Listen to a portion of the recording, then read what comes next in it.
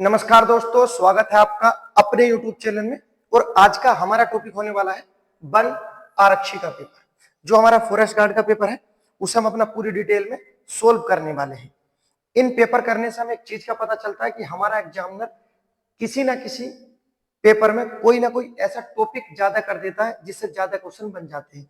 जैसे किसी पेपर में कभी ज्यादा दे देता है, किसी में उपसर्ग प्रत्यय, किसी में बड़माला से ज्यादा क्वेश्चन आ जाते हैं, या किसी में पर्यायवाची ज्यादा आ जाते हैं। तो इसी तरह से ठीक है, इस पेपर करने से एक चीज का पता चला कि अपने जितने भी टॉपिक है हमारे हिंदी के, सबको अपना पूरा कंट्रोल में रखो कि एग्जामिनर का कुछ नहीं पता किस पेपर में कौन से टॉपिक से ज्यादा क्वेश्चन मिल जाए। पता चला हमारा वो टॉपिक जो था वो हमारा कमजोर था और उसी से हमारे एग्जाम में क्वेश्चन आ गए, और पता चला हमारी एक साल की मेहनत एक दो घंटे में समाप्त। तो ऐसा ना हो, इसीलिए अपना जितने भी टॉपिक अपने सबको कंप्लीट करो, और जो हमारी सीरीज चलाई जा रही है इसके साथ जुड़ जाओ। जो हमारी हिंदी की सीरीज चलाई जा रही है, इसी तरह से अपने उत्तराखंड और हमारे जीएस की सीरीज भी जरूर और बहुत जल्दी आपको मिलने वाली है। तो शुरू करते हैं अपने पहले क्वेश्चन के साथ। अपने नंबर काउंट करना, कितने नंबर बनते हैं ईमानदारी के साथ। शुरू कर लेते हैं अपने पहले क्वेश्चन के साथ। जो हमारा पहला क्वेश्चन दिया गया है, दूसरा विश्व हिंदी सम्मेलन कब आयोजित कराया गया था। पहले की बात नहीं की गई है, ये की गई है दूसरे की।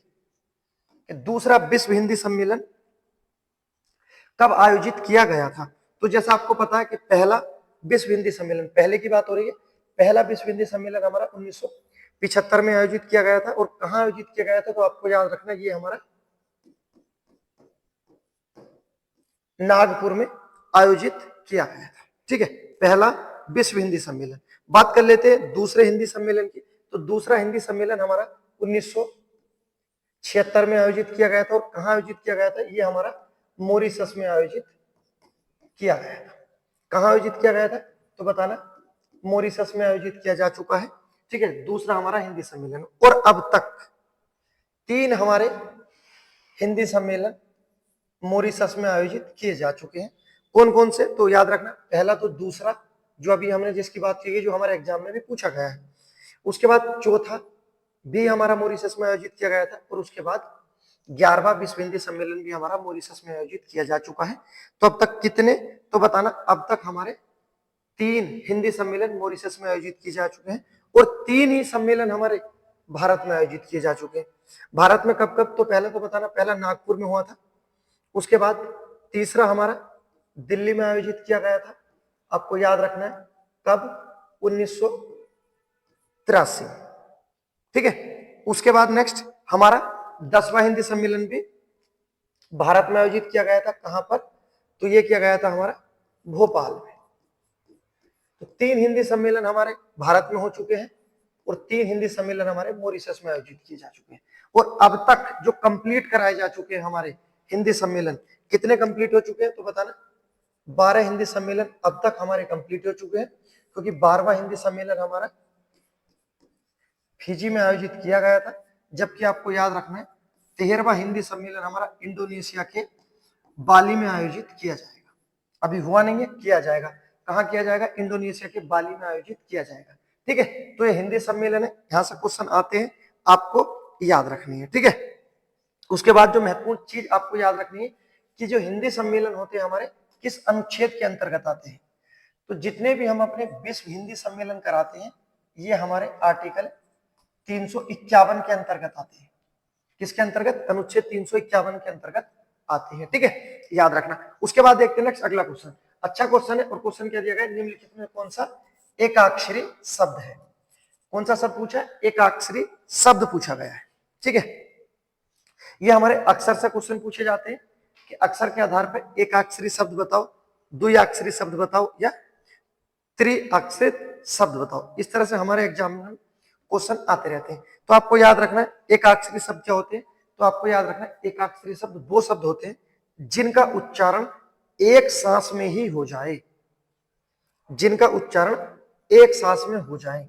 अब आप इन 4 ऑप्शनों में से बोल के देखो किसका उच्चारण आप एक सांस में कर सकते हो, वही आपका आंसर हो जाएगा। जैसे अब देखो यहां पर है, आप जब भाषा बोलोगे तो इसमें भा अलग और सा अलग आ जाएगा। तो ये हमारा एक अक्षरी शब्द नहीं होगा, ये क्या बनेगा हमारा, बताना है हमारा, ये हमारा द्वि अक्षरी शब्द है। ठीक है, याद रखना।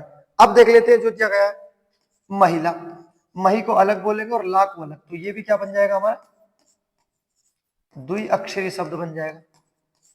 उसके बाद कमल, कमल और ले अलग अलग बोले गए तो ये भी क्या हो जाएगा हमारा द्विअक्षरी शब्द हो जाएगा। और पूछा क्या है एकाक्षरी, अब इसे बोलो और ये एक ही सांस में बोला जाएगा। ठीक है, देखो अब इस आधार से भी हमारे क्वेश्चन पूछे जाते हैं, ये हमें नया पैटर्न मिला इस तरह से आते हैं। ठीक है, इसकी बहुत जल्दी आपको वीडियो देखने को मिल जाएगी, क्या हमारे एकाक्षरी शब्द होते हैं, क्या द्विअक्षरी होते हैं, और इसी तरह से तीन अक्षरी भी होते हैं। क्वेश्चन अगर हो जाए तो तीन अक्षरी शब्द भी होते हैं, तीन अक्षरी शब्द। तीन अक्षरी शब्द कैसे हो जाएंगे, जैसे एक शब्द लिख देते हैं हम पपीहा,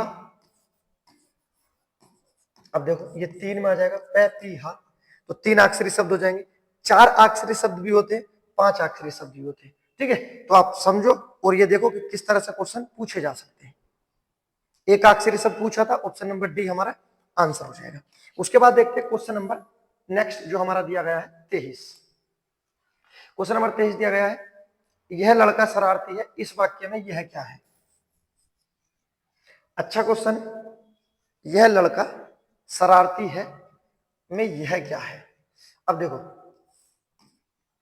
संज्ञा से पहले यह आया है, और जब संज्ञा से पहले हमारा सर्वनाम आ जाए तो वो किसका रूप ले लेता है, तो याद रखना जब संज्ञा से पहले सर्वनाम आता है तो वो हमारा सार्वनामिक विशेषण बन जाता है, और ये हमारा सार्वनामिक विशेषण विशेषण का एक भेद होता है।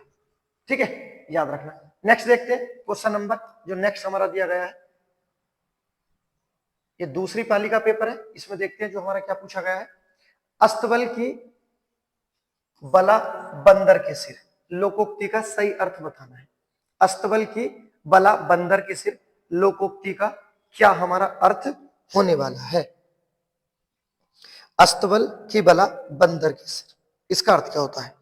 इसका होता है दोष किसी और का और किसी और के सर मर दिया जाए, तो किस में बैठा है वो हमारा आंसर, ऑप्शन नंबर बी हमारा आंसर हो जाएगा। किसी का दोष और किसी के सर मर दिया जाए, मतलब दोषी कोई और सजा कोई और। ठीक है, याद रखना क्या था, अस्तबल की बला बंदर के सर।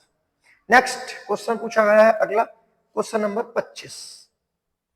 क्वेश्चन नंबर 25 में क्या पूछा गया है, निम्नलिखित में से देशज शब्द बताना है।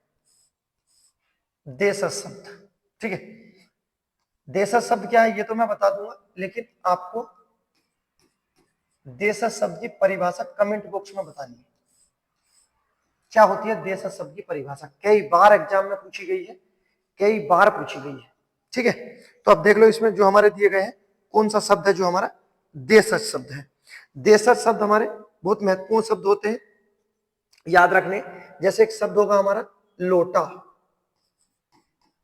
कौन सा शब्द लोटा, कैसा शब्द हमारा देशज शब्द। उसके बाद नेक्स्ट फूकना, जब किसी को फूकते हैं तो फूकना शब्द भी हमारा देशज शब्द है। फूकने के साथ याद रखना फूकनी, फूकना फूकनी दोनों। उसके बाद ठेठ, जिसे बोलते हैं बिल्कुल ठेठ गवार। उसके बाद नेक्स्ट जूता, हमारा कौन सी भाषा का शब्द है तो बताना देशज शब्द होता है जूता। उसके बाद कटोरा, नेक्स्ट कटोरे के साथ थाली। पेड़, पेड़ भी हमारा कैसा शब्द है देशज शब्द है। उसके बाद नेक्स्ट बहुत महत्वपूर्ण एग्जाम में पूछा गया है तेंदुआ, तेंदुआ कौन सी भाषा का शब्द है तो बताना ये सर हमारा देशज देशज ही शब्द है। ठीक है, कटोरा।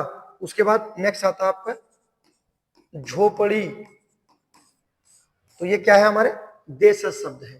ठीक है, अन्य शब्द जो दिया गया हमारा झोला, जो हमारे क्वेश्चन में पूछा गया था, तो ऑप्शन नंबर डी हो जाएगा हमारा। ये क्या है हमारा देशज शब्द, ये झोला है। तो ये शब्द है हमारे जो हमारे देशज शब्द है, ये रिपीट होते रहते हैं, आप इन्हें याद कर लेना। उसके बाद देखते हैं अगला क्वेश्चन, क्वेश्चन नंबर 26। तो क्या पूछा गया है, निम्नलिखित में से प्रविशेषण पूछा है कि प्रविशेषण क्या होते हैं। पहला तो याद रखना प्रविशेषण होते क्या है, ऐसे शब्द जो विशेषण की विशेषता बताते हैं प्रविशेषण कहलाते हैं। जो शब्द विशेषण की विशेषता बताते हैं प्रविशेषण कहलाते हैं। चार दिए गए हैं, जैसे ईमानदार, अत्यंत, कुशल और पराक्रमी।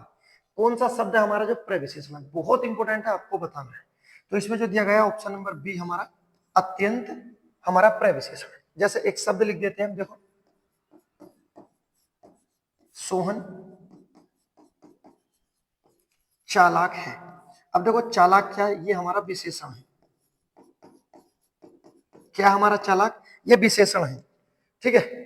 अब देखो जैसे एक शब्द है सोहन चालाक है, तो सोहन क्या है हमारा संज्ञा, और चालाक क्या है संज्ञा की विशेषता क्या है विशेषण, सोहन चालाक है। लेकिन अब सुनो, जो विशेषण की भी विशेषता बताई, मतलब चालाक तो है लेकिन कितना चालाक है, तो हम बोलेंगे सर अत्यंत, ठीक है। तो अत्यंत क्या बन जाएगा, चालाक की विशेषता अर्थात विशेषण की विशेषता, तो ये बन गया हमारा प्रविशेषण, ठीक है। तो जो विशेषण की भी विशेषता बताए वो प्रविशेषण, और जो संज्ञा सर्वनाम की विशेषता बताए वो विशेषण, ठीक है। याद रखना, जो संज्ञा सर्वनाम की विशेषता बताए उसे विशेषण कहते हैं, और जो विशेषण की विशेषता बताता है उसे प्रविशेषण कहते हैं, ठीक है। तो याद रखना ऑप्शन नंबर बी हमारा आंसर हो जाएगा। उसके बाद देखते हैं क्वेश्चन नंबर 27 और क्वेश्चन नंबर 28, दोनों अच्छे दिए गए हैं हमारा। क्या दिया गया है, भक्तिन महादेवी वर्मा की किस विधा की रचना है। अब देखो ये नहीं पूछी कि ये किसकी रचना है, ये पूछिए किस विधा की रचना है महादेवी वर्मा के बारे में, ठीक है।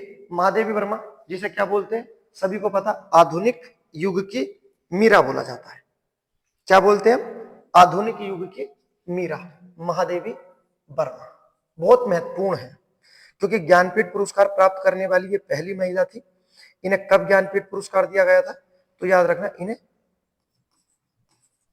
1982 में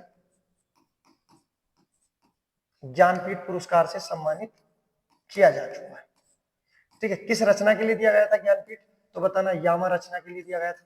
और अगर यह पूछा जाए कि इन्होंने यामा रचना कब लिखी थी, तो बताना 1936 में इन्होंने ज्ञानपीठ पुरस्कार प्राप्त करने वाली रचना यामा को लिखा था, जबकि मिला कब है, तो 82 में पुरस्कार मिला है, आपको याद रखना है। उत्तर प्रदेश के फर्रुखाबाद से इनका संबंध है। जन्म की बात करते हैं तो 1907 में जन्म हुआ, ठीक है। और अंतिम सांस कब ली थी, तो बताना 1987 इलाहाबाद में अंतिम सांस इन्होंने ली थी। महत्वपूर्ण रचनाएं आती है महादेवी वर्मा की, ठीक है। और इनकी तो बाल कथाएं भी आती रहे, ठीक है। जैसे इनकी रचना आती है पहली निहार, उसके बाद यामा, सप्तपण,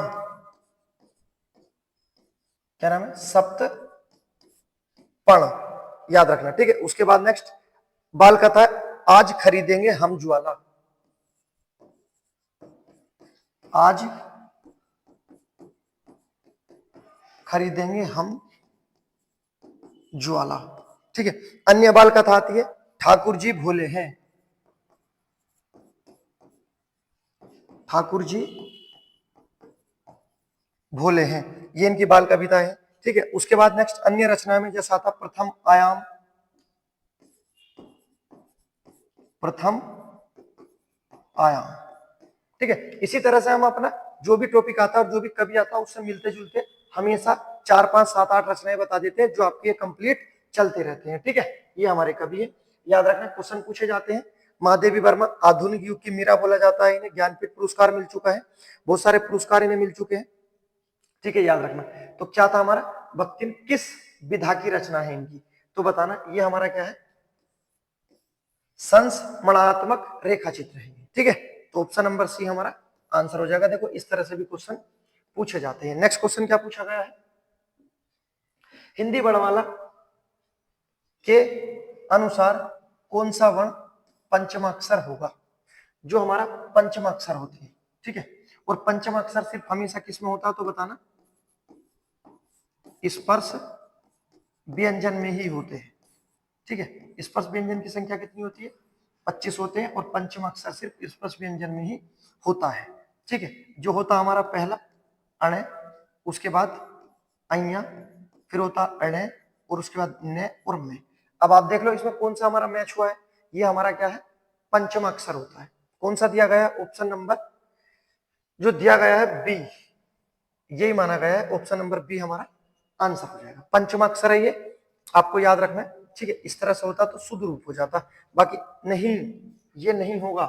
पंचम अक्षर हमारा होगा मैं, क्योंकि शुद्ध रूप में दिया गया है। देखो यहाँ पर दिया गया पंचम अक्षर में मैं दिया गया है, क्योंकि वो ड है, ठीक है। याद रखना कौन सा हो जाएगा पंचम अक्षर हमारा, मैं हमारा पंचम अक्षर है, ठीक है। 28 का याद रखना। उसके बाद देखते हैं नेक्स्ट अगला क्वेश्चन, क्वेश्चन नंबर 29, और इसमें पूछा है संसद शब्द में कौन सी हमारी संज्ञा होगी। अब देखो ये संसद पूछा है, कल के दिन को मंत्री भी पूछा जा सकता था। उसके बाद नेक्स्ट मंत्री परिषद भी पूछा जा सकता था, कुछ भी पूछा जा सकता है। संसद, मंत्री परिषद, इसके अलावा लोकसभा भी हो सकती थी। आपको याद रखना संसद के साथ लोकसभा या राज्यसभा, उसके बाद विधानमंडल, विधानसभा, विधान परिषद सब आ जाते, ठीक है।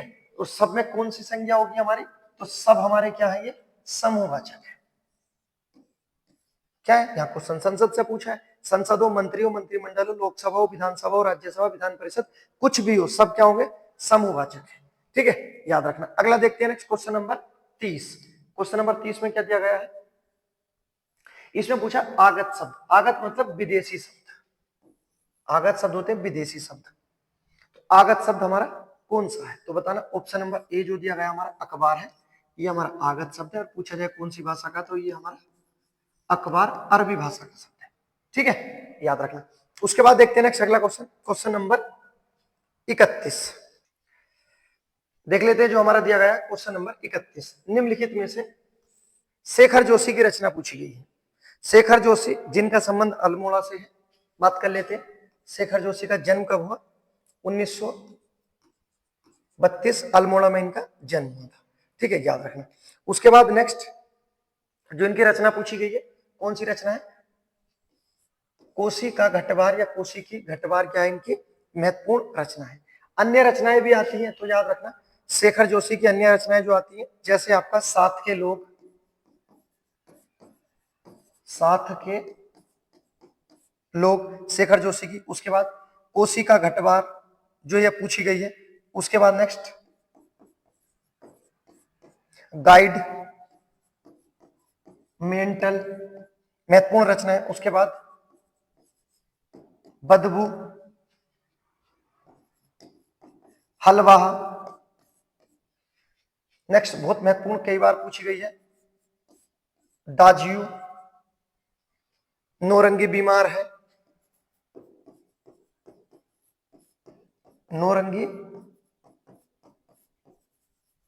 बीमार है, ठीक है। कई बार इनकी ये रचना पूछी गई है। आपको याद रखना शेखर जोशी जी इनका संबंध कहां से, अल्मोड़ा से। कब जन्म हुआ था, 1932 में इनका जन्म हुआ था, ठीक है। याद रखना। उसके बाद देखते हैं नेक्स्ट अगला जो दिया गया है क्वेश्चन नंबर हमारा 32। और क्वेश्चन नंबर 32 में क्या दिया गया, अर्थ के आधार पर वाक्य भेद बताने। बताओ कितने होते हैं, अर्थ के आधार पर वाक्य भेद कितने होते हैं। तो अर्थ के आधार पर वाक्य भेद होते हैं हमारे 8। कितने होते हैं, 8 होते हैं। याद रखना है कौन कौन से, पहला याद रखना, पहला ही होता है विधानवाचक, दूसरा होता है निषेधवाचक, विधानवाचक, निषेधवाचक। उसके बाद तीसरा होता है प्रश्नवाचक, और चौथा ऑर्डर देना अर्थात आज्ञावाचक, ठीक है। उसके बाद नेक्स्ट पांचवा होता है इच्छावाचक। उसके बाद इशारा करते हैं तो संकेतवाचक। उसके बाद डाउट की चीज है तो संदेहवाचक। और लास्ट हमारा विस्मय आदि बोधक। तो ये होते हैं हमारे 8। आपको 8 को याद रखना है, क्योंकि देखो इस तरह से क्वेश्चन पूछा जाता है निम्नलिखित में कौन सा वाक्य भेद का अंग नहीं है, कौन सा वाक्य भेद का अंग नहीं है, वाक्य भेद का अंग नहीं है। जब ये 8 पता होंगे तभी वो क्वेश्चन फुल हो पाएगा, वरना किसी दिन फंस जाएंगे, ठीक है। और फंसना नहीं है, क्योंकि हिंदी में अपना 100% का टारगेट है कि जितने क्वेश्चन सभी को टच कर खाना है। नेक्स्ट देखते हैं अगला क्वेश्चन जो हमारा दिया गया है क्वेश्चन नंबर 33। और 33 में पूछा गया है डिंगल पिंगल भाषा का संबंध किससे है। डायरेक्ट पूछ लो डिंगल पिंगल का संबंध किससे है, तो डिंगल पिंगल का संबंध हमारा किससे है, ये संबंध आया हमारा राजस्थानी से। किससे संबंध है, राजस्थानी से। राजस्थानी के बारे में अन्य चीजें जो आपको याद रखना है कि पूछा जाता है राजस्थान के हिस्सों में पूछ ली जाती है कौन सी भाषा बोली जाती है, ठीक है। जो आपको याद रखना है। क्वेश्चन पूछा जाता है कि पूर्वी राजस्थान में कौन सी भाषा बोली जाती है या बोली, तो पूर्वी में आती है हमारी जयपुरी। और जयपुरी को हम क्या क्या कहते हैं तो बताना, ढूंढाड़ी, और अन्य नाम इसका हाड़ौती। ढूंढाड़ी और हाड़ौती किसका नाम है तो बताना सर, जयपुरी का नाम है, जो कहां बोली जाती है, पूर्वी राजस्थान में बोली जाती है। उसके बाद नेक्स्ट, पश्चिम में कौन सी बोली जाती है तो मारवाड़ी हमारे पश्चिम क्षेत्र में बोली जाती है, पश्चिम राजस्थान में। उत्तर राजस्थान में आती है मेवाती, और दक्षिण में आती है आपकी मालवी। ये भाषाएं हैं जो राजस्थान को घेर लेती हैं, ठीक है, जयपुरी, मारवाड़ी, मेवाती और मालवी। और क्वेश्चन क्या था, डिंगल पिंगल भाषा का संबंध किससे है, तो ये भी हमारा राजस्थान से है। ऑप्शन नंबर सी हमारा आंसर हो जाएगा, ठीक है। जयपुरी के जो अन्य नाम है आपको याद रखना है, क्वेश्चन यहाँ से पूछे जाते हैं। क्वेश्चन दिया गया अगला कौन सा, नेक्स्ट क्वेश्चन नंबर 34।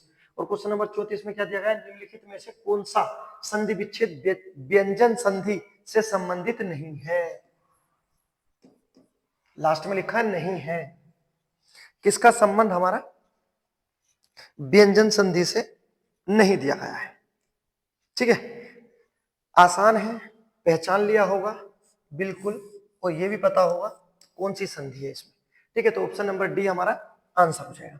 नेक्स्ट देखते हैं क्वेश्चन नंबर 35। और क्वेश्चन नंबर 35 में क्या दिया गया, निम्नलिखित में से स्त्रीलिंग शब्द का चयन करना है। क्वेश्चन पूछा गया हमारा लिंग से, ठीक है। लिंग की पहचान किस शब्द से करते हैं, तो लिंग की पहचान होती है हमारी संख्या से। हिंदी में लिंग के कितने भेद होते हैं, तो हिंदी में लिंग के 2 भेद होते हैं, ठीक है। पहला जो दिया गया है स्त्रीलिंग, और दूसरा होता हमारा पुल्लिंग, ये हिंदी में होते हैं। उसके बाद क्वेश्चन पूछा जाए संस्कृत में लिंग के कितने भेद होते हैं, तो बताना सर, संस्कृत में होते हैं 3। कितने होते हैं, 3 होते हैं, ठीक है। कौन कौन से होते हैं आपको ये भी याद रखना, पहला स्त्रीलिंग, दूसरा पुल्लिंग, और तीसरा नपुंसक, जिसे नपुंसक लिंग भी कहते हैं, ठीक है। तो संस्कृत में कितने लिंग होते हैं बताना, 3 होते हैं, और तीनों को याद रखना है, स्त्रीलिंग, पुल्लिंग और नपुंसक। इनसे अलग और एक और क्वेश्चन होता है जो होता है हमारा उभयलिंग, ठीक है। तो उभयलिंग अलग होता है, कभी आप इसे संस्कृत के अंदर काउंट कर दो। उभयलिंग अलग होता है, उभयलिंग वो शब्द होते हैं जो स्त्रीलिंग और पुल्लिंग दोनों में समान हो, जो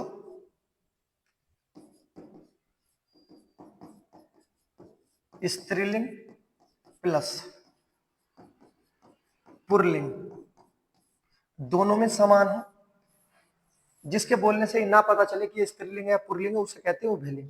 तो उभयलिंग की परिभाषा जो दोनों लिंगों में समान हो उसे उभयलिंग कहते हैं। जैसे कुछ पद होते हैं, जैसे हम लिख देते हैं अपना एक शब्द लिख देते हैं सचिव, ठीक है। और सचिव ऐसा पद है, इसमें पद ही आते हैं जिससे नहीं पता चल पाएगा स्त्रीलिंग है या पुल्लिंग है।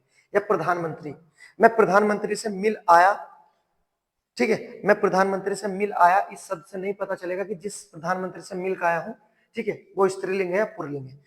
तो ऐसे शब्द जो दोनों लिंगों में समान होते हैं उसे उभयलिंग कहते हैं, ठीक है, याद रखना। अब देख लेते हैं जो क्वेश्चन था हमारा पूछा गया स्त्रीलिंग शब्द हमारा कौन सा स्त्रीलिंग शब्द था। तो जो दिया गया है इसमें हमारा आज्ञा शब्द स्त्रीलिंग शब्द है, ठीक है, याद रखना। उसके बाद देखते हैं नेक्स्ट अगला क्वेश्चन, क्वेश्चन नंबर 36। और क्वेश्चन नंबर 36 में क्या पूछा गया है हमारा, अंगुली का तद्भव बताना है, तद्भव रूप बताना है। अंगुली का तद्भव रूप क्या होगा, कौन सा वाला शुद्ध होगा।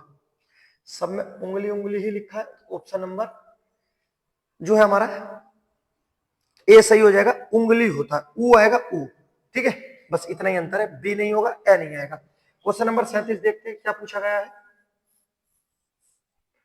परिमाणवाचक भेद है। डायरेक्ट पूछ लिया गया, देखो कितना आसान क्वेश्चन पूछा गया हमारे बंदी रक्षक में, परिमाणवाचक किसका भेद है, ठीक है। जब हम पढ़ते हैं विशेषण, हम पढ़ते हैं इसके 4 भेद, कितने भेद आते हैं, 4 भेद।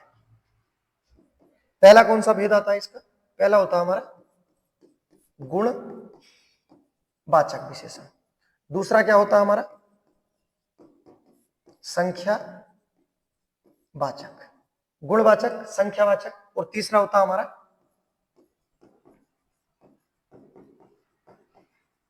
सार्वनामिक। ठीक है, और चौथा जो हमारा पूछा गया है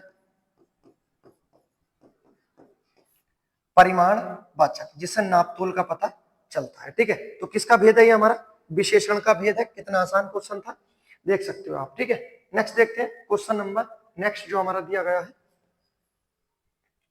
38। क्वेश्चन नंबर 38 दिया गया है, और 38 में क्या पूछा गया है, इस क्वेश्चन में पूछा गया है अयोगवा वर्ण का प्रयोग होता है। अयोगवा वर्ण क्या होते हैं या कहां इनका प्रयोग किया जाता है। ठीक है, ऑप्शन दे दिया गया है हमारा, जो पहला दिया गया है संयुक्त व्यंजनों के रूप में, अनुस्वार अनुनासिक के रूप में, या विसर्ग के रूप में, या उपयुक्त में से कोई नहीं। कहां से इनका हम प्रयोग करते हैं। क्या पूछा गया है, अयोगवा। इनके बारे में आपको याद रखना है कि क्वेश्चन पूछा जाता है कि अयोगवा शब्द का जन्म कहां हुआ, तो बताना सर इनका जन्म हुआ संस्कृत में। कहां हुआ अयोगवा, संस्कृत में। उसके बाद बात कर लेते हैं परिभाषा की। कुछ भी पूछा जा सकता है, पूछा गया कई बार। अगर पूछा जाए अयोगवा की परिभाषा बताओ, तो बताना ऐसी ध्वनि जो ना तो स्वर हो और ना ही व्यंजन हो। ऐसी ध्वनि जो ना तो स्वर हो और ना व्यंजन हो, क्या कहलाती है, कहना सर वो अयोगवा कहलाती है। अयोगवा का जन्म कहां हुआ, तो बताना संस्कृत में हुआ। उसके बाद नेक्स्ट अयोगवा के जो दो रूप होते हैं, इसमें एक दिया गया है पहला विसर्ग, आंसर हमारा सी हो जाएगा। और विसर्ग के साथ दूसरा क्या होना था, अनुस्वार। क्या होते हैं, अनुस्वार। तो विसर्ग और अनुस्वार क्या होते हैं, हमारे अयोगवा होते हैं। ठीक है, कुछ ने हो सकता है बी सोच लिया हो, बहुत ही गलत सोचा है। ऐसे क्वेश्चन गलत नहीं होने चाहिए। ठीक है, याद रखना। उसके बाद देखते हैं नेक्स्ट अगला क्वेश्चन, क्वेश्चन नंबर 39 जो हमारा दिया गया है। नेक्स्ट क्वेश्चन नंबर 39 हमारा दिया गया है, और क्या पूछा गया है, 39 और 40 दोनों देखते हैं। 39 में क्या दिया गया है, अन्व्यय शब्द का अर्थ बताना है। बस क्वेश्चन दे दिया सीधा सा, और उसका आंसर अर्थ पूछ लिया है। ठीक है, क्या हमारा अर्थ होने वाला है, ध्वनि की अनुरूपता, वाक्यों की अनुरूपता, शब्दों की अनुरूपता, व्याकरण की अनुरूपता। एक चीज तो क्लियर है कि अनुरूपता तो है। ठीक है, अन्वय का अर्थ क्या होता है, किसकी अनुरूपता है, तो बताना ये होती है हमारी वाक्यों की अनुरूपता। ठीक है, डायरेक्ट क्वेश्चन पूछ लिया गया है। अगला क्वेश्चन दिया गया है सरस्वती का पर्यायवाची शब्द नहीं है। कौन सा शब्द है जो हमारा सरस्वती का पर्यायवाची शब्द नहीं है। ठीक है, पर्यायवाची जब भी कोई आ जाता है, कभी जब भी कोई आ जाता है हमारा, हम पूरे डिटेल में पढ़ाते हैं उसे, क्योंकि वो ये रिपीट होते रहेंगे, आपकी याद होंगे। ठीक है, जैसे अब मैं बता देता हूं सरस्वती के अन्य पर्यायवाची जो आपको याद रखना है, जैसे बिमला, उसके बाद बिमला, बागेश,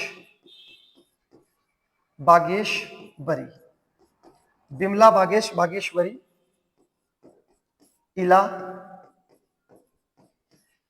शारदा, भारती।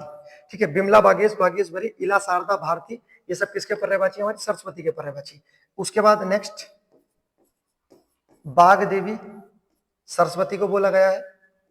ज्ञान के कारण इन्हें क्या बोला गया है, ज्ञानदा, सरस्वती को। उसके बाद नेक्स्ट ज्ञान के ही कारण महाश्वेता। ठीक है, नेक्स्ट हंस, हंस वाहिनी भी बोला गया, बहुत महत्वपूर्ण है, आपको याद रखना है। ठीक है, तो बिमला, बागेश, बागेश्वरी, इला, शारदा, भारती, बाग देवी, ज्ञानदा, महाश्वेता। ठीक है, और हंस वाहिनी। बाकी आपको पता ही है, शारदा भी है, वाणी भी है, वीणा पाणी भी है। वीणा इनके हाथ में रहती है, तो ये तो आसान है, वाणी और वीणा पाणी, ये याद रखना। तो कौन सा नहीं है ये पूछा था, तो ऑप्शन नंबर डी हो जाएगा हमारा, कमला। सरस्वती का पर्यायवाची नहीं है, बाकी अन्य जो शब्द हमने सब लिख दिए, याद रखना। ठीक है, तो अब आपको कमेंट में ये बताना है कि ये जो कमला है ये किसका पर्यायवाची शब्द है। ठीक है, चेक करो, ढूंढो, कमेंट में बताओ पर्यायवाची के लिए। उम्मीद करता हूं आपको ये वीडियो पसंद आ रही होगी। हमारी जो सीरीज है, वीडियो पसंद आ रही है तो लाइक करें, सब्सक्राइब करें। ठीक है, मिलते हैं एक और जोरदार वीडियो में, तब तक के लिए गुड बाय।